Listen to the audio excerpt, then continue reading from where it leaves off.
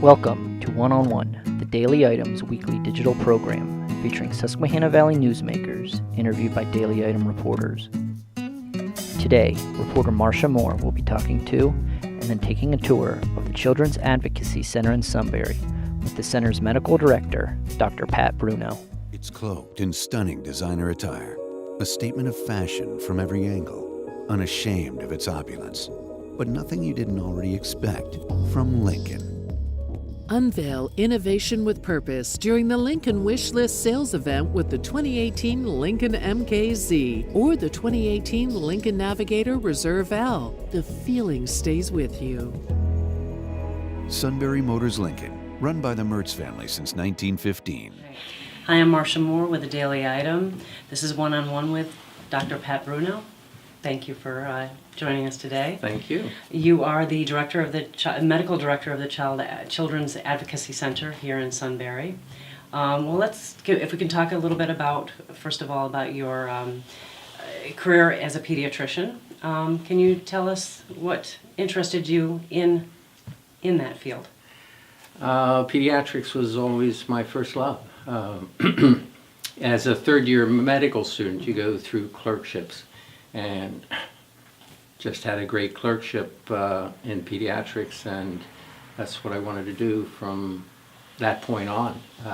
Even though I still had to go through all the other rotations, I just really enjoyed working with kids. What is it about kids? They,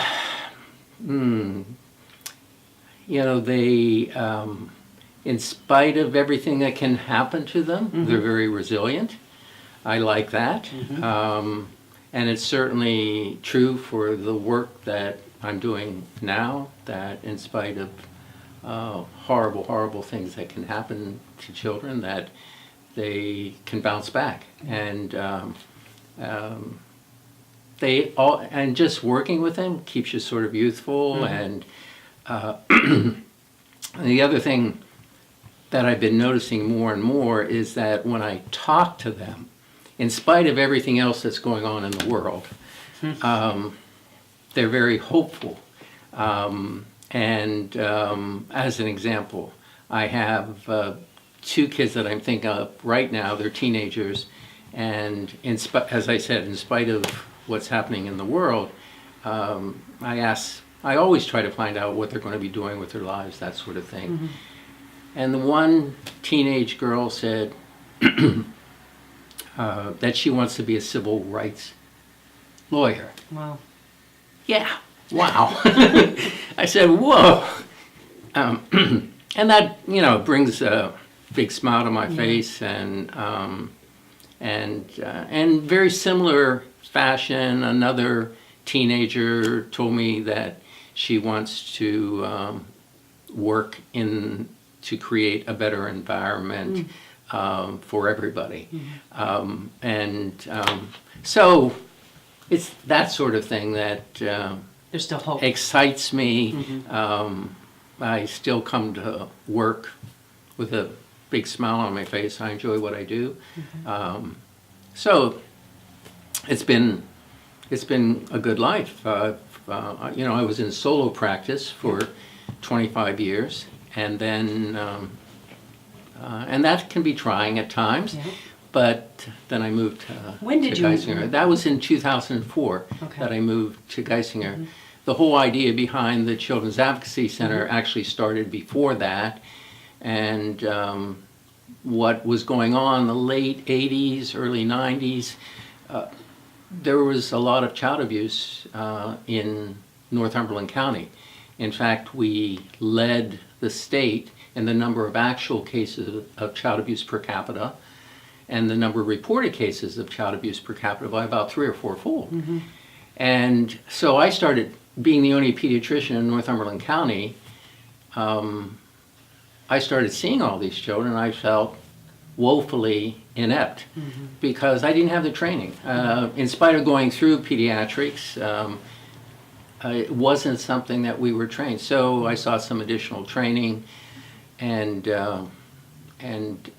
I presented that to the board of directors at Sunbury Community Hospital. I said, look, we got a problem. And they're community-minded individuals, and they bought the equipment that I needed. I sought some additional training out in San Diego, and I essentially cloned that unit and brought it back to central Pennsylvania. So we were, I think, one of the first in the state to be doing these types of evaluations. I did it over my lunch hour. Wow. They gave me room in the hospital. They gave me a nurse. We charged nobody anything. And I hustled over there over my lunch hours, did a couple exams, and hustled back and started seeing my general pediatric patients. So that's how it all got started. Right. And then, so that's the late 80s, early 90s. And then there were a couple things that happened early in that period of time. Was I kept thinking, we got to be doing things a little bit differently. We got to, there's a better way of doing things. And that's where the whole concept of the Children's Advocacy Center came about. And I read about it and I thought, let's try it. And part of that was catalyzed by some experiences I had about children who had been abused, and they were saying things to me as like, will this help the hurt in my heart? And I kept thinking about the whole process that they were going through, and no, it wouldn't help the hurt in their heart. And the process that they were going through before the CAC was that notification would go into Children and Youth Services that a child had been abused, and then CYS would go out and interview the children, and then if there was sexual abuse or severe physical abuse, then the CYS by law had to notify the police, who would interview the children. And then if the police thought it was a prosecutable case, they would notify the DA, who would interview the children. All separate. All separate. They occasionally the police and CYS would do it jointly, but very rarely. And then if they wanted me to do an exam, I'd interview the child. So the child was being re-victimized over and over again. So the whole idea behind the Children's Advocacy Center is one child, one place, one time. And so everybody gathers here. So the initial report goes in, CYS goes out, does a mini interview, makes sure the child is safe, and then arranges for everybody else to be here to evaluate the child. The child is interviewed by people that have been trained to forensically interview children, and everybody else is watching the interview through a one-way mirror. And it's videotaped. Police can take a copy of it. Children and Youth Services can take a copy of the video. I do my exam, and everything is done. In the past, when it was done like 3, 4, 5 weeks, now it's done a lot sooner, within a week or so. And the child can get into counseling, which we provide here also. When did it start? When did it open? Well, we did this initially at Sunbury Community Hospital, the late 90s, early 2000. And then I came up here to Geisinger in 2004. Right. Dr. Michael Ryan and Gloria Garrity, Mike was the chair of pediatrics. Gloria was his administrative counterpart in pediatrics. They essentially adopted me, as well as Melissa, who's our program manager. And she's been with you yes. 16, 15 years? More like 18 years, because Okay. she started at Sunbury with us, and then moved when we were adopted by Dr. Ryan. And you've been in the location in Sunbury since? We've been here about three years. We initially started just outside of Northumberland, a Synergy building. Yes. And we had about 1,000 square feet. And then we just steadily got some additional people to help us move from having one full-time employee to having 5 or 6. Wow. and outgrew that space. It was 1,000 square feet. Started looking for additional space, and disciples, who are godsends, essentially gave us Wow. this building. They had refurbished it Yeah. for a business that never materialized. They knew we were looking, and they gave Geisinger the building. Well, before we go on a tour of the building, can we talk a little bit about, what you've been seeing since the center has been here? What are the numbers looking like? The numbers have increased dramatically. I think child abuse has always been out there. Initially, when we came here, that was 2004. We saw about 70 children. Okay. Now we're seeing 600 to 700 A year. a year. Yeah. Is it because more reporting or because? I think it's a combination of things. There have been more reports. We cover a wide area. What They area? know we're here. Right. What area do you cover? We're here. The whole northern tier, Okay. all those counties up there. And we go down to Schuylkill County. There's a CAC in State College, and there's one up in Wilkes-Barre, Scranton Okay. area, and there's one down in Harrisburg. So, Pretty spread out. right, a lot of counties, a lot of counties. So it's that, and I think it's also, it's not only are we covering all these counties, but the Sandusky thing probably catalyzed a lot more of these Right. reports. It also catalyzed changes in the laws, which were sorely needed, because Pennsylvania had woefully fallen behind in their definitions of what Right. child abuse is, and so we were missing cases. As Okay. an example, in 2012, before the new laws went into effect, the total number of documented child abuse cases 3 and under in the state of Pennsylvania was 375. Total number documented child abuse cases 3 and under in Pennsylvania, 375. In Delaware, much smaller state, 900. 3 and under, same thing, same stat. New Jersey, 3,000. Ohio, 9,000. So our definitions were so narrow that we were missing cases You knew that you other states were following up with and reporting. And so things needed to change. And there were drastic changes in how we define what child abuse is. And so it was sort of a silver lining with a dark cloud of Sandusky, unfortunately. Right. So, Well, let's take a break, and Okay. then we'll go and have a tour of the center. Cloaked in stunning designer attire, a statement of fashion from every angle, unashamed of its opulence, but nothing you didn't already expect from Lincoln.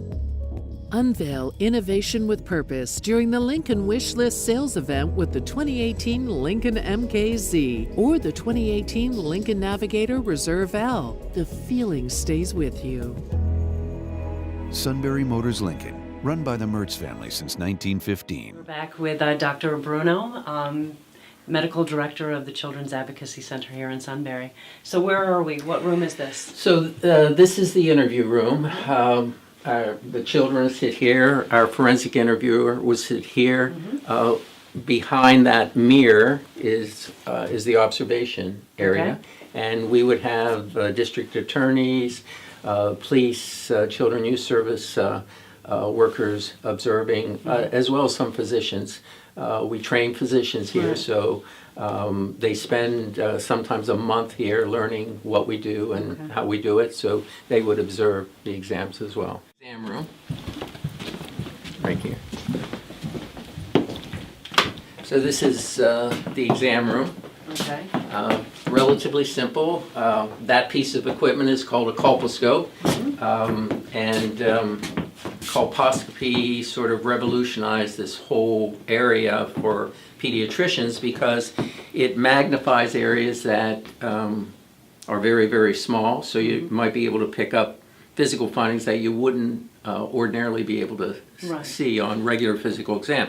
Magnifies the area anywhere between 5 and 30 times normal. Wow. And you can take pictures and you can show that Wow. in court. Okay. All right. And here I see that you've got something for a child, I mean, an infant. Yes. Do you use that often?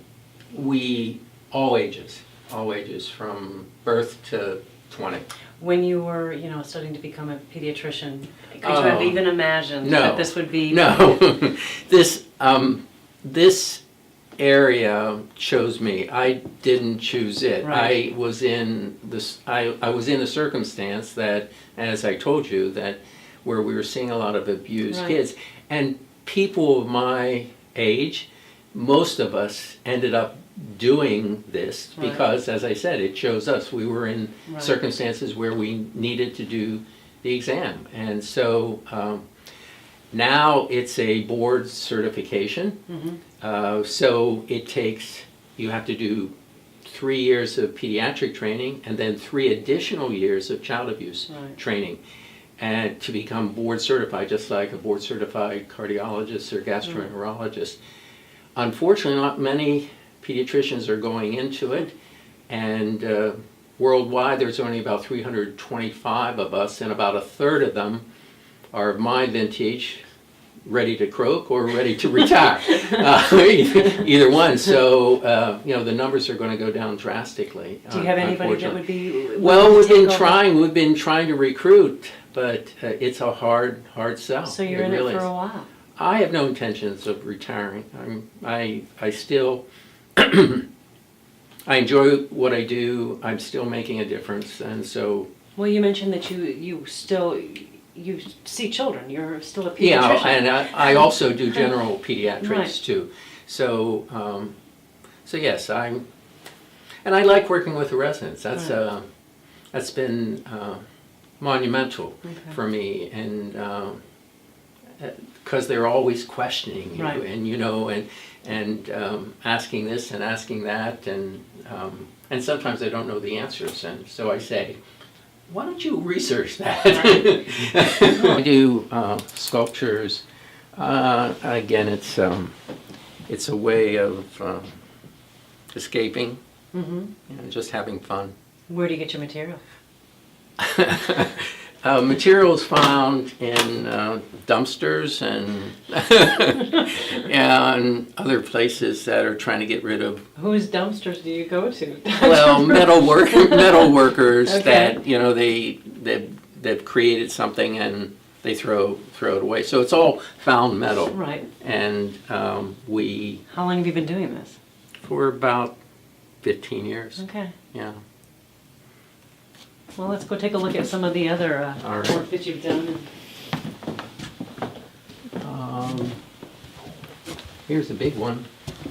Do the kids ask about it? Yeah, they do. So you do What- this, and it just kind of, this is I do. a hobby, and It is. It's a hobby. It's an escape, and I think we all need those. Yeah, absolutely. Exercise is another one of my escapes. Traveling. You like to bike? I like to bike. Where do I like you- to travel.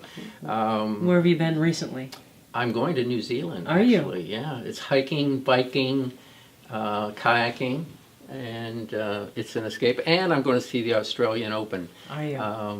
A couple days, starting in beginning of January. So yeah. that kind of Yeah. cleanses. Yeah, you need, Yes. we all need that. Right. We all need that. But not type of everybody escape. does it. Not everybody takes the time. Well, you need to. Let me ask about the room, because obviously you're dealing with children that are traumatized. Is this center, is this room built in a certain way to kind of calm them down, or is there anything special about how you've designed this space? It has been designed so that we had no space at all in the other building. So this is how large was the other building? well, we were in 1,000 square feet. Now that we're in 6,000, and so we have plenty of spaces for kids to congregate to play. There's one downstairs as well. There are 2 interview rooms where the kids can be interviewed by the forensic interview here as well as downstairs. Okay. So we tried to make it child-friendly. Right. Lots of sculptures, lots of paintings, very bright, you know. So I wanted to show you this room because we had talked about our our benefactors, disciples, and their foundation, Penn and Stan, gave us this building, and then the Dagenstein Foundation helped tremendously in financing some of the repairs and some of the things that we had to do in order to make this a viable facility for kids. So we were very, very fortunate, and you can see that there were a lot of other people too that donated. And Geisinger also helped. For sure, the Children's Miracle Network, we wouldn't exist if it weren't for donations from the Children's Miracle Network. So we've been very, very fortunate. This is not a money-making operation. But is it making difference, do you think? Oh, I think tremendously. I really do. I think that the way, and one of the things, one of the ways that I look at this is that one of my favorite sayings is that it's easier to build strong children than it is to fix broken men. And I think that's what we're doing here. We're giving children their voice, and we're allowing them to get into healing through counseling processes, and we're doing it in relatively quick fashion as opposed to the way it was done before in the 90s. Well, you've been doing it long enough. Have you seen, do you ever get to see? Okay, I do. Many times you don't see long-term effects, what has happened. And this whole area, there's of child abuse, there's a lot of burnout. And recently I was shopping, and again, totally lost in shopping, and a woman stops me, and she said, "Dr. Bruno." I said, "Hello." I didn't know who she was, and she said, 20 years ago, 20 years you intervened with my grandchild, and my grandchild had been abused, and you intervened, and we were allowed to take care of the child. So she's now 20 years old. She said, "She's beautiful, you know, she's tough. Thank you." Wow. Yeah. So not all the time do you see that or hear that, but it works. This is working. Right. So one day at a time. That's right. Yeah.